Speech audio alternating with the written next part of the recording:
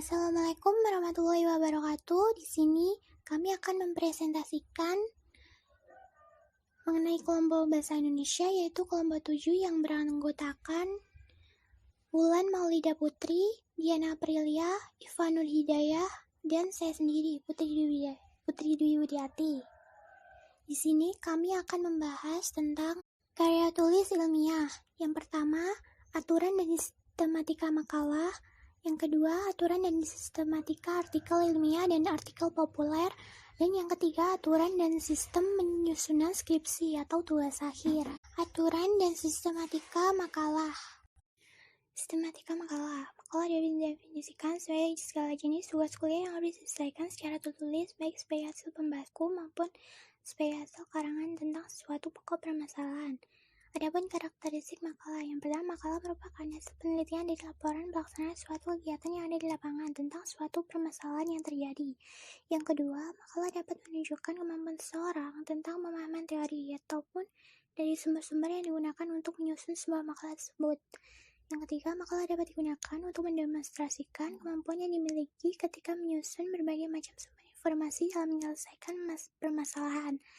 Dan yang terakhir, makalah dapat digunakan untuk mendemonstrasikan pemahaman teori ataupun kemampuan dalam menerapkan prosedur-prosedur tersebut yang mempunyai kaitannya dengan permasalahan. Adapun sistematika penulisan makalah, yang pertama yaitu pendahuluan. Pendahuluan memuat tentang persoalan yang akan dibahas, yaitu meliputi latar belakang. Di dalamnya menjelaskan tentang manfaat dan pentingnya judul atau topik yang untuk dibahas. Yang kedua, yakni pembahasan. Dalam bagian pembahasan, di dalamnya merupakan uraian relevan dengan rumusan masalah, meliputi bahasan singkat dari teori pendukung berdasarkan kajian pustaka atau bahan referensi yang digunakan. Bagian pembahasan pada dasarnya untuk membahas permasalahan dengan alternatif pemecahan masalah yang dikaji yang bisa dibantu dengan faktor pendukung yang penghambat. Yang ketiga, penutup. Yang menjadi bab terakhir, makalah berisi tentang penegasan isi dari makalah, dirumuskan dengan jelas, singkat, dan tegas. Di dalamnya meliputi seperti kesimpulan dan saran, yaitu berisi tentang jawaban dan permasalahan dalam bentuk ikhtisar permasalahan dan berupa usul atau pendapat dari penulis yang mengacu pada materi pembahasan.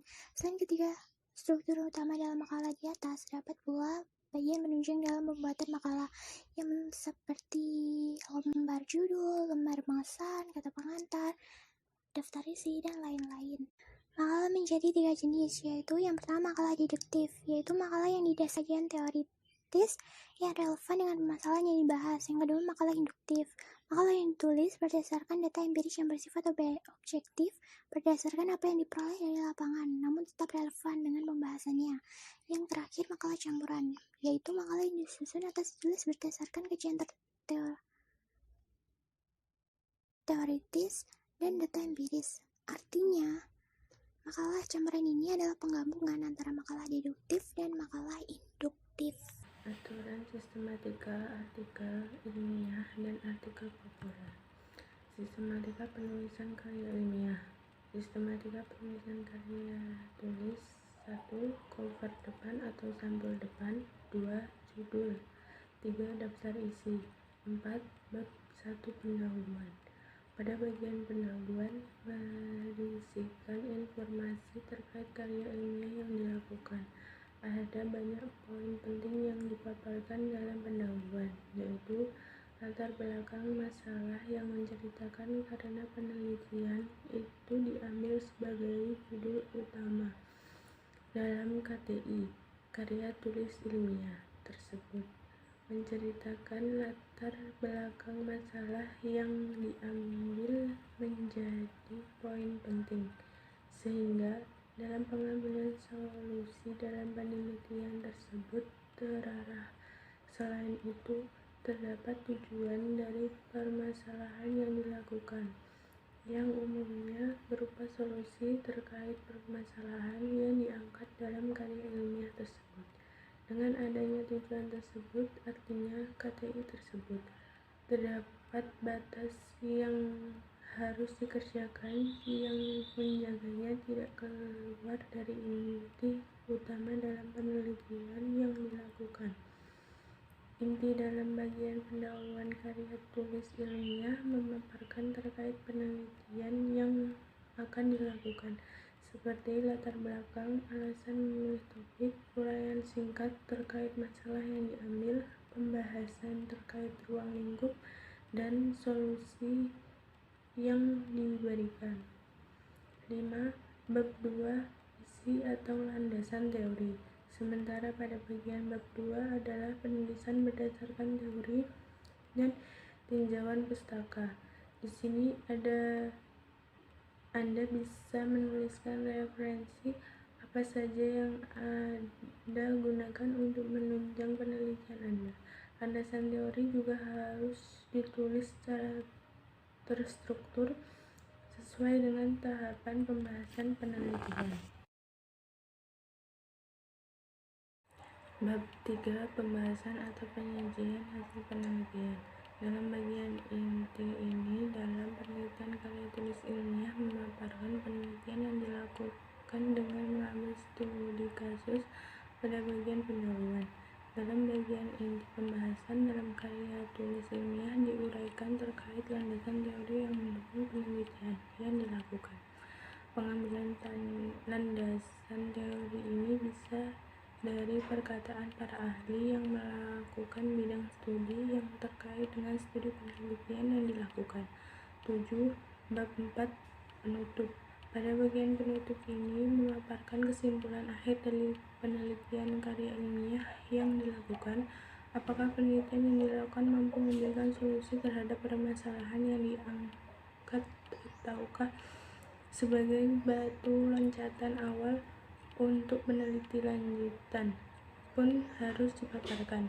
Pada bagian ini juga perlu memberikan penjelasan terkait saran dan harapan ke depannya untuk karya tulis ilmiah tersebut. 8. Daftar pustaka. Daftar pustaka merupakan daftar yang berisi semua buku atau tulisan ilmiah yang menjadi rujukan dalam melakukan penelitian. Maksudnya, ketika Anda ingin menulis karya ilmiah yang bisa berupa artikel, makalah, atau presentasi, Anda harus membuat daftar pustaka atau mudahnya itu harus mencantumkan sumber rujukan penelitian. Peraturan penulisan karya tulis ilmiah. Aturan penulisan karya ilmiah 1. Font, spasi, dan ukuran kertas. Dalam penulisan karya ilmiah terdapat aturan yang perlu diperhatikan, yaitu font, spasi, dan ukuran kertas yang digunakan dalam menulis karya ilmiah.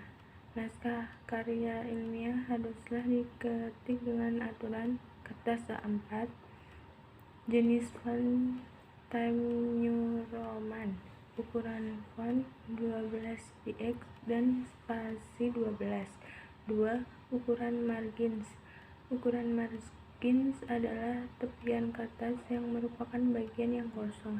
Untuk ukuran margins ini adalah sebagai berikut: bagian atas 3 cm, bagian bawah 4 cm, kiri 3 cm, dan kanan 4 cm. 3. Bab dan subbab. Dalam bab dan subbab pada penulisan penelitian karya ilmiah ini berbeda dengan tulisan bab dan subbab pada penulisan skripsi pada umumnya. Pada penulisan karya ilmiah, bab dan subbab ditulis dengan menggunakan sistem numeral. Berbeda halnya dengan penulisan bab dan subbab pada skripsi yang mana bab ditulis dengan menggunakan sistem Romawi, dan untuk penulisan subbab ditulis dengan menggunakan sistem numeral. Jadi, dari pembahasan di atas dapat ditemukan bahwa penulisan skripsi dengan karya ilmiah berbeda. Untuk penulisan subbab ini ditulis dengan cara berikut ini. Tulisan di blot huruf pertama. Setiap katanya ditulis huruf kapital atau besar. Sama halnya menulis judul-judul pada umumnya, seperti contohnya tata cara penulisan karya ilmiah. 4. Jarak antar bab. Jika penulisan skripsi, jarak antar bab satu dengan bab lainnya dibutuhkan jarak halaman, alias memerlukan ganti halaman untuk membuat bab baru. Namun berbeda halnya dalam penulisan karya ilmiah. Dalam karya ilmiah, penulis penulisan bab baru ini tidak memerlukan ganti halaman baru, melainkan diberikan jarak 3 spasi untuk membuat bab baru.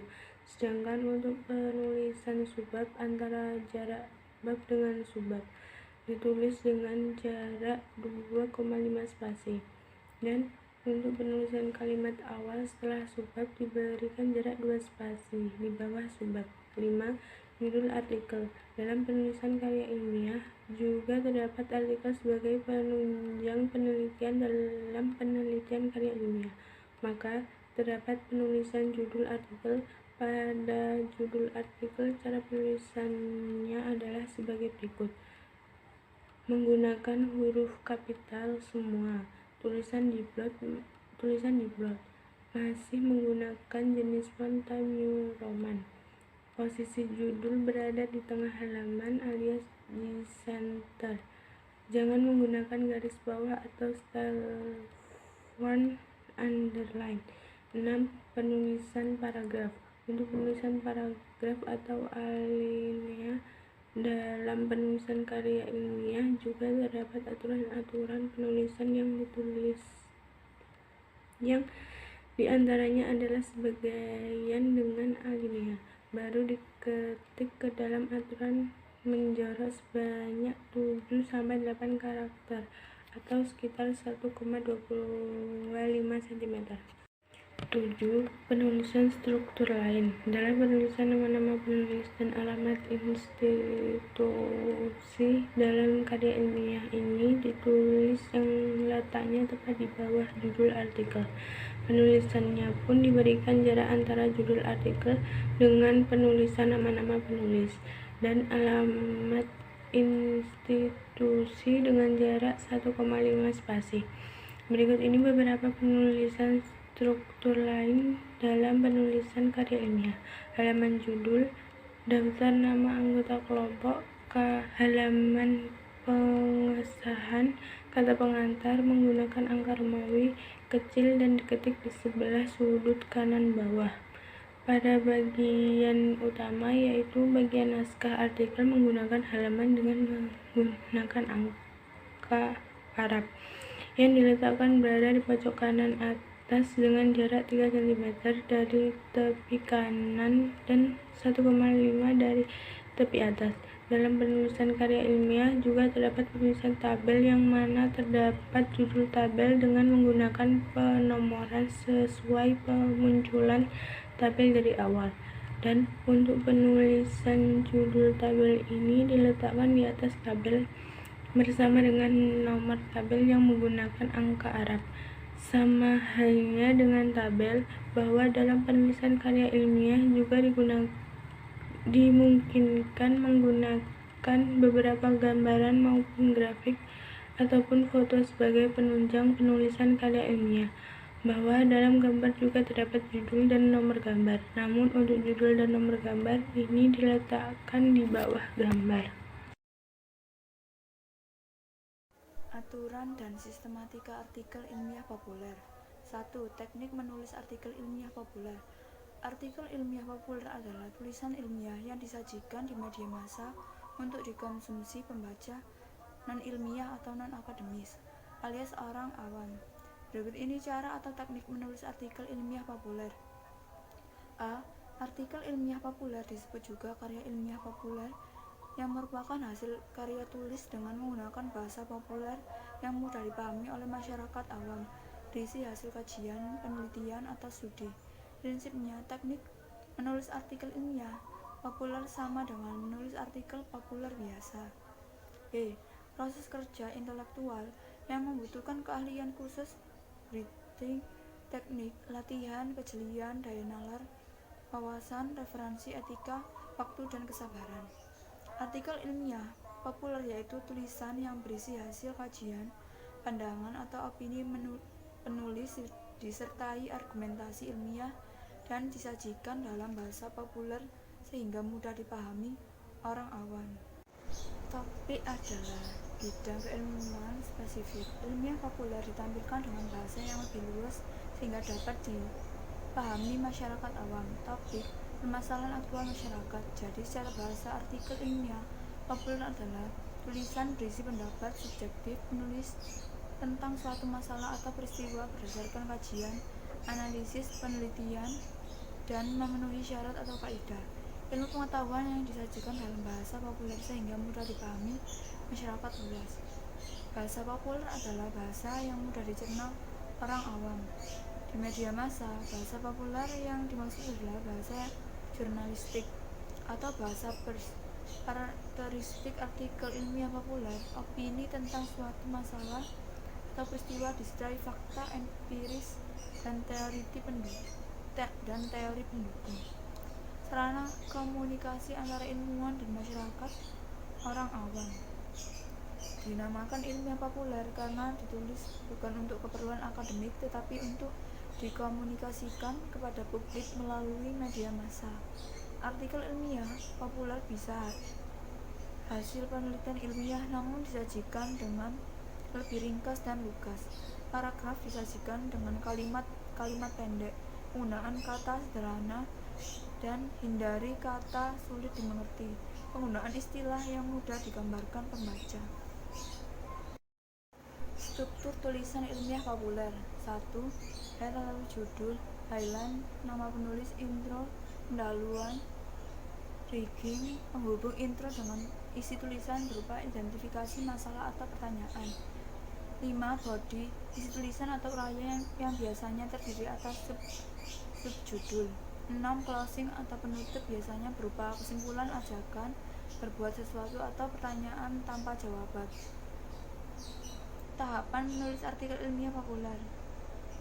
1. Ide, tema atau topik, pengembangan, tema, referensi, observasi, riset, outlining, first draft atau free writing, editing, memilih topik, isu aktual, aktivitas sehari-hari, perkenalkan ilmu atau temuan baru, sistematika penulisan, bahasan kronologis, satuan waktu, jam, hari, bulan, atau tahun. Proses tahapan berurutan seperti tutorial, dedukai, umum ke khusus, teori, empiri, rumus ke penerapan, dalil ke fakta, induksi, kebalikan dari deduksi. Reportase menceritakan peristiwa seperti ia berperan observasi atau eksperimen ilmuwan. Aturan dan sistematika penyusunan skripsi atau tugas akhir. Aturan atau penulisan skripsi atau tugas akhir. Setelah memenuhi persyaratan akademis, maka mahasiswa baru diizinkan untuk menempuh tugas akhir. 1. Mahasiswa mencari sendiri judul tugas akhir. 2. Membuat proposal tugas akhir dengan format seperti yang jelas pada halaman 9. 3. Proposal diserahkan ke sekretariat program studi beserta 3 buah kopian dalam lampiran.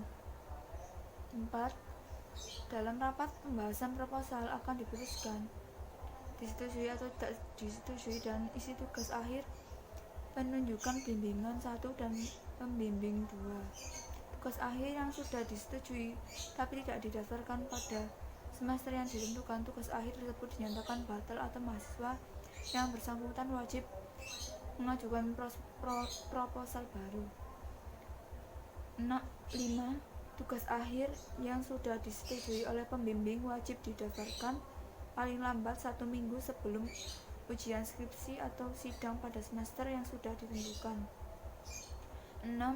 Mahasiswa yang mendapat perpanjangan penyelesaian tugas akhir atau sudah ujian tidak lulus diwajibkan mendaftarkan kembali tugas akhir dengan judul baru.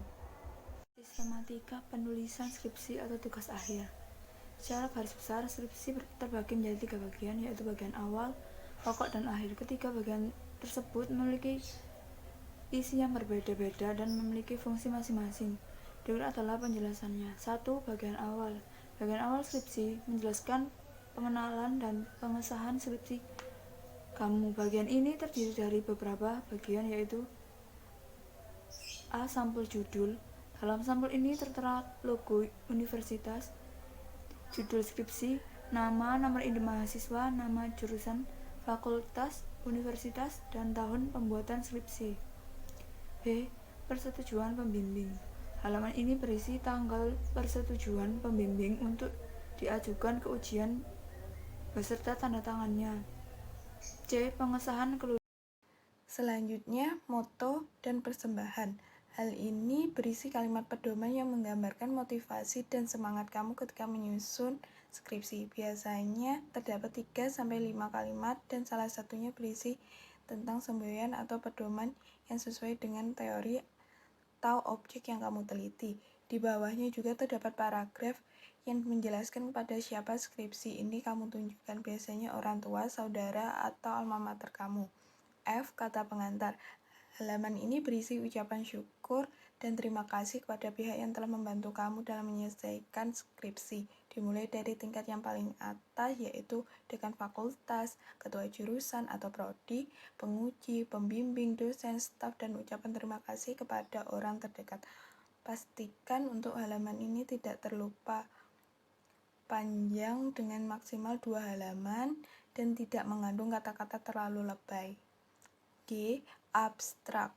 Halaman ini berisi kesimpulan dari keseluruhan isi skripsi kamu. Abstrak biasanya berisi maksimal 250 kata dan menggunakan 2 bahasa yaitu Inggris dan Indonesia. Daftar isi. Halaman ini berisi keterangan nomor halaman dari tiap bagian skripsi. I. Daftar tabel, diagram atau gambar jika ada. Halaman ini berisi keterangan nomor halaman yang mencantumkan tabel, diagram, atau gambar, akan tetapi halaman ini fleksibel. Jika kamu tidak memiliki tabel, diagram, atau gambar, kamu tidak perlu mencantumkan daftar ini. 2. Bagian pokok. Bagian pokok terdiri dari 5 bab yang menjadi jantung dari skripsi kamu. Kelima bab tersebut memiliki penjelasan masing-masing. A. Bab 1 merupakan pendahuluan yang berisi tentang latar belakang, rumusan masalah, tujuan penelitian, manfaat penelitian, dan sistematika skripsi. Yang pertama, latar belakang, berisi tentang ide pokok dan alasan yang melatar belakangi kamu ingin menganalisis masalah yang kamu temui untuk objek skripsi. Kedua, rumusan masalah, berisi tentang hal-hal yang menjadi topik permasalahan yang ingin kamu analisis dalam skripsi. 3. Tujuan penelitian, berisi tentang hasil yang ingin kamu dapatkan dari rumusan masalah di atas. 4. Manfaat penelitian, berisi tentang manfaat secara teoritis dan praktis dari skripsi yang kamu susun. 5. Sistematika penulisan, berisi tentang penjelasan penggolongan isi pada skripsi kamu. B. Bab 2 1. Tinjauan pustaka, berisi tentang artikel penelitian, jurnal, buku, atau skripsi lain yang menjadi acuan dalam penulisan dan memiliki kesamaan dalam pembahasan skripsi kamu. Kedua, landasan teoritis, berisi tentang pendapat para ahli dari berbagai sumber yang mendukung penelitian skripsi. C. Bab 3 1. Pendekatan penelitian, yang berisi tentang cara pandang kamu dalam membuat desain penelitian yang akan dibuat. Umumnya pendekatan ini terbagi menjadi 3 yaitu kualitatif, kuantitatif, dan campuran. 2. Sumber data penelitian, berisi tentang penjelasan dari mana kamu mendapatkan data untuk objek penelitian. Bisa dengan data primer atau data yang berasal dari subjek atau objek penelitian, atau data sekunder, yang artinya data yang tidak berasal dari subjek atau objek penelitian, misalnya artikel. Ketiga, metode dan teknik pengumpulan data, yang berisi tentang cara dan langkah yang kamu lakukan untuk mengumpulkan data penelitian. Bisa dengan cara observasi, wawancara, atau kuesioner tergantung dari jenis data. 4. Metode dan teknik analisis data, yang berisi tentang cara dan langkah yang dilakukan untuk menganalisis atau mengelola data. 5. Metode penyajian hasil analisis data, yang berisi tentang cara yang dilakukan untuk menyajikan hasil analisis. Bisa dengan metode formal atau dengan gambar dan lambang, atau informal dengan kata-kata. D. Bab 4 Bab 4 adalah inti dari bagian skripsi. Bab ini berisi tentang penjabaran hasil analisis dari penelitian skripsi yang telah dibuat. Bab 5. Bab 5 merupakan penutup dari kelima bab, terdiri dari 2 bagian. Yang pertama, kesimpulan, berisi tentang kesimpulan hasil dari penelitian. Kedua, saran, berisi tentang saran dari hasil kesimpulan kepada pembaca atau calon peneliti yang akan melakukan penelitian dengan teori atau objek yang sama. Ketiga, bagian akhir. Pada bagian akhir adalah penutup dari skripsi. Bagian ini terdiri dari 2 bagian. Yang pertama, daftar pustaka, berisi tentang susunan sumber atau rujukan yang kamu pakai dalam skripsi. Urutan penulisan dimulai dari nama, akhir, nama awal, tahun, judul buku, kota penerbit. Setiap bagian dipisah dengan tanda titik, kecuali kota penerbit menggunakan tanda titik 2 dan judul buku dicetak miring. Contohnya Hamzah, Muhammad, titik. Namanya dibalik. Tahun 2007, titik, mobil dan keperluannya, judulnya, dengan dicetak miring. Titik, Jakarta, titik 2, PT Sejahtera, titik.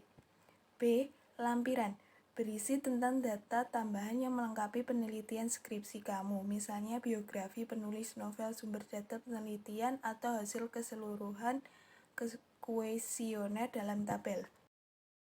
Sekian presentasi dari kelompok 7. Jika ada salah kata, mohon maaf. Wassalamualaikum warahmatullahi wabarakatuh.